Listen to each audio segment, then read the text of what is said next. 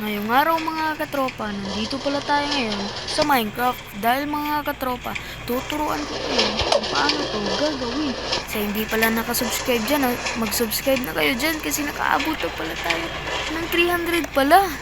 Yes po mga katropa, nakaabot na pala tayo ng 300. So tuturuan ko kayo ngayon ng ganyan. So, yung gagamitin natin, ito lang po.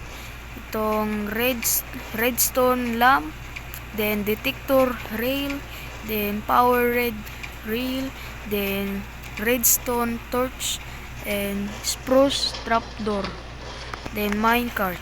So, ganito lang po. Kailangan nyo po naman ito. Ayan. Ayan. Ayan. 1, 2, 3, 4, 5, 6.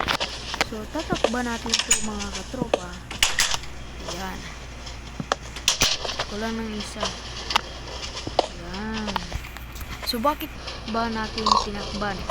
Kasi, ganito kasi mga katropa. Ayan lang, lagyan to dito. Kaya hindi yan dyan. Kaya nyo, lagyan yung ganyan. Sa mga walang ganito. Yan, ganyan.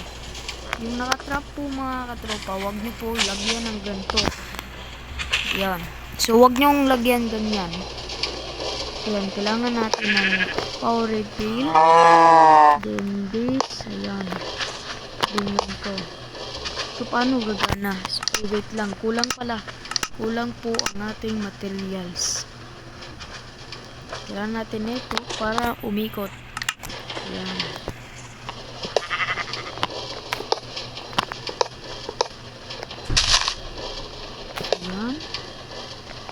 Yan, kailangan nyo yan. Then ito din. Ay, hindi na. Kailangan na ganito. Oh! Nasira ko. Yan. Ganyan na lang.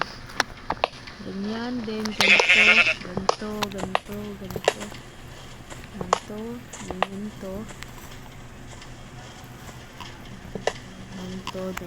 Ganito din.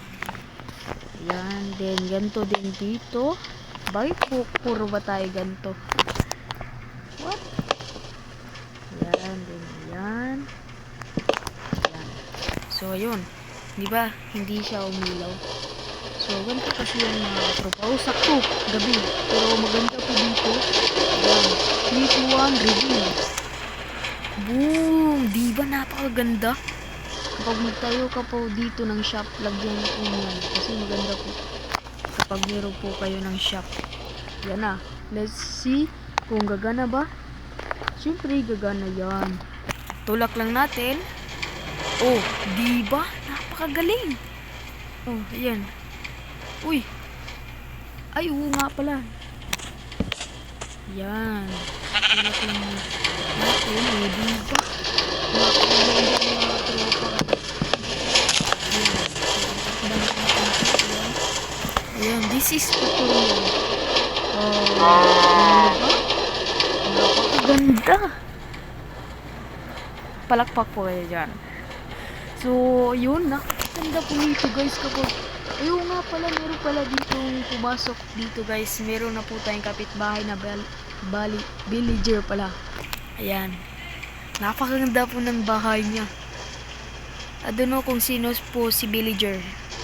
Ayan, parang lumang bahay na to, walang ilaw. Pero sa susunod mga katropa, meron na yan dyan tao, binigay lang.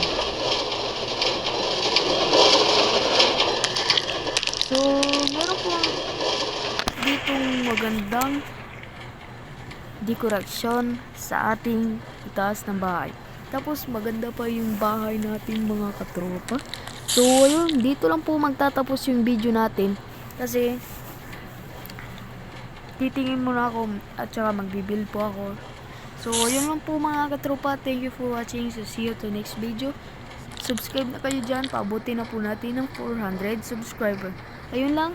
Bye-bye!